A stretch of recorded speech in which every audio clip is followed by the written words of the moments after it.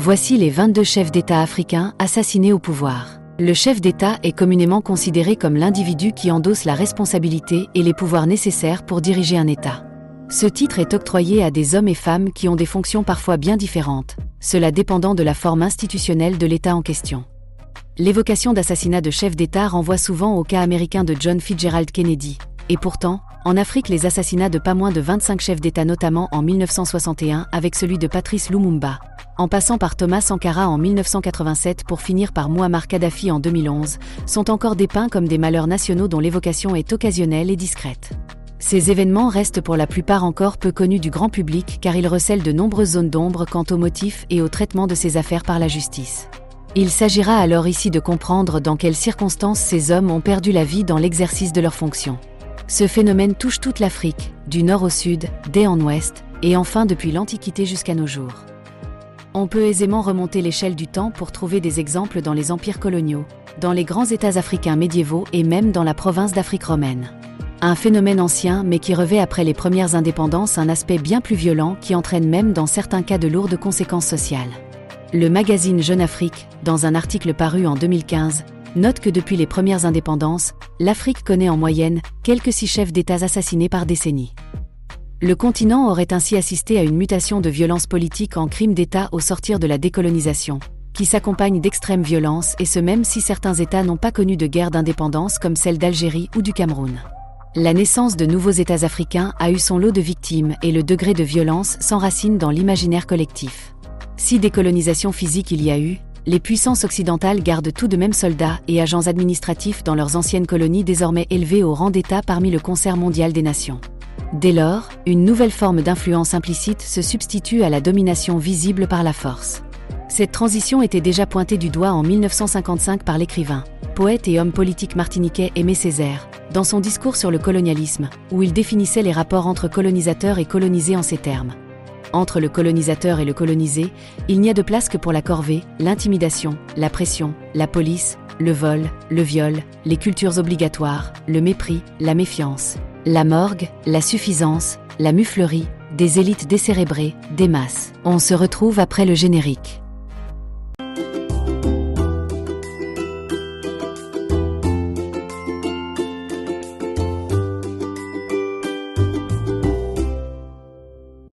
Les 22 chefs d'États africains assassinés au pouvoir par la France, civilisée. Depuis 1963, 22 présidents africains en exercice ont été assassinés par l'Occident, avec la complicité des services secrets français, le SDES, la DGSE et la Direction de la surveillance du territoire, les 3 bras armés qui se sont servis des valets et traîtres africains. Les historiens ont recensé tous les crimes commis par l'Occident et les ont consignés dans les livres qu'ils ont écrits et publiés, en plus de nombreux documentaires réalisés par des journalistes courageux. Ces dirigeants africains assassinés par les Occidentaux sont Sylvanus Olympio, premier président togolais, assassiné le 13 janvier 1963 à Lomé, juste devant l'ambassade américaine, lors du coup d'État fomenté par Gnassingbé et Yadema. Le deuxième dans la liste est le major-général Johnson Aguiyi-Ironsi, le premier chef d'État militaire du Nigeria, assassiné le 29 juillet 1966 par un groupe et d'hommes du nord du Nigeria. Quant au troisième chef d'État assassiné, il s'agit d'Abderrachid Ali Shermarke, président de la République de Somalie du 10 juin 1967 au 15 octobre 1969, date à laquelle il a été abattu par son propre garde du corps alors qu'il était en visite dans la ville de Lassano. Abed Amani Karum a été président du Zanzibar de 1964 au 7 avril 1972, date de son assassinat par 4 hommes qui lui ont tiré dessus. Richard Ratsimandrava est demeuré président de Madagascar pendant 6 jours, du 5 au 11 février 1975, date de son assassinat à Antananarivo, la capitale malgache. François Tombalbay Dingarta Tombalbay est un homme d'État tchadien qui est devenu le premier chef de l'État tchadien post-indépendance. Il a été assassiné le 13 avril 1975 dans des circonstances obscures. Le général Murtala Ramamouamad a été chef du gouvernement militaire fédéral du Nigeria, du 29 juillet 1975 au 13 février 1976, date de son assassinat. Marien Ngouabi a été président du Congo, puis de la République populaire du Congo, du 31 décembre 1968 à son assassinat, le 18 mars 1977. Tafari Banti a été président de la junte militaire en Éthiopie qui avait pris le pouvoir après le renversement de l'empereur Haïlé Sélassié, du 28 novembre 1974 au 3 février 1977, date à laquelle il a été assassiné. Ali Swalim Tsachiwa est un homme politique et ancien président de l'État comorien qui a tenu tête à l'hégémonie française et au sinistrement célèbre Bob Denard. Malheureusement, le mercenaire le renverse et il est assassiné le 13 mai 1978. Anwar el-Sadat, très connu des Algériens, a été président de l'État égyptien de 1970 au 6 octobre 1981, date de son assassinat au Caire. Williams Richard Tolbert, Jr. a été président de l'État du Libéria de 1971 à sa mort, assassiné en 1980. Thomas Sankara est un homme d'État anti-impérialiste, révolutionnaire, socialiste, panafricaniste.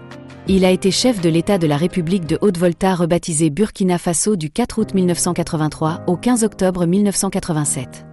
Date à laquelle il a été assassiné à Ouagadougou. Ahmed Abdallah Abderrahmane a été à plusieurs reprises chef de l'État comorien. Il est assassiné d'une rafale de pistolets mitrailleurs le 26 novembre 1989, en présence de Bob Denard, avec qui il était pourtant en froid. Samuel Kagnondo est mort assassiné le 9 septembre 1990 à Monrovia. Il a été le premier président autochtone du Libéria depuis son indépendance, élu en 1985, jusqu'à sa mort.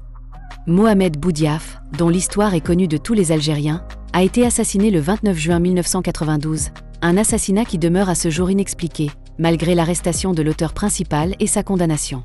Mohamed Boudiaf a été président du Haut Comité d'État du 16 janvier 1992 jusqu'au jour de son assassinat. Melchior Ndadaye est le premier président démocratiquement élu du Burundi.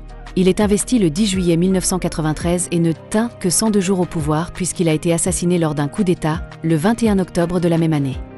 Cyprien Taryamira, lui aussi n'est resté que pendant une courte durée au pouvoir, juste 2 mois, puisqu'il a été élu président du Burundi le 5 février 1994 et a été assassiné le 6 avril 1994 à Kigali. Juvenal Habyarimana a été le président du Rwanda de 1973 au 6 avril 1994, lors d'un attentat. Ibrahim Baré Menassara, président du Niger de 1996 au 9 avril 1999, date de son assassinat lors d'un coup d'État. Laurent-Désiré Kabila a été président de la République démocratique du Congo de mai 1997 à janvier 2001, date de son assassinat. Mouammar Kadhafi, président et guide libyen, assassiné en 2011 par le CNT français. Selon des historiens, des analystes, des chercheurs, la France est impliquée, preuve à l'appui, dans l'assassinat de ces 22 présidents africains en exercice pour des raisons touchant ses intérêts. La raison la plus grande, c'est que tous ces présidents ont refusé d'être des marionnettes de l'État français et ont voulu sortir du giron de l'Hexagone qui pillait les richesses des pays africains sur lesquels il avait une mainmise de manière éhontée. Les documents, qui foisonnent un peu partout, expliquent la manière dont ont été menés ces assassinats pour lesquels la France a armé des mains de traîtres qu'ils ont manipulés par la suite pour continuer le pillage des richesses de ces pays. Le dernier en date, et 23e président à avoir été assassiné par la France, est le président tchadien Idriss Déby car il a osé vouloir voler de ses propres ailes. L'histoire retiendra tous ces crimes, demeurés à ce jour impunis malgré les montagnes de preuves qui incriminent aussi bien les politiques que les services spéciaux français. Viendra-t-il le jour où la CPI en convoquerait quelques-uns ? La question demeure posée.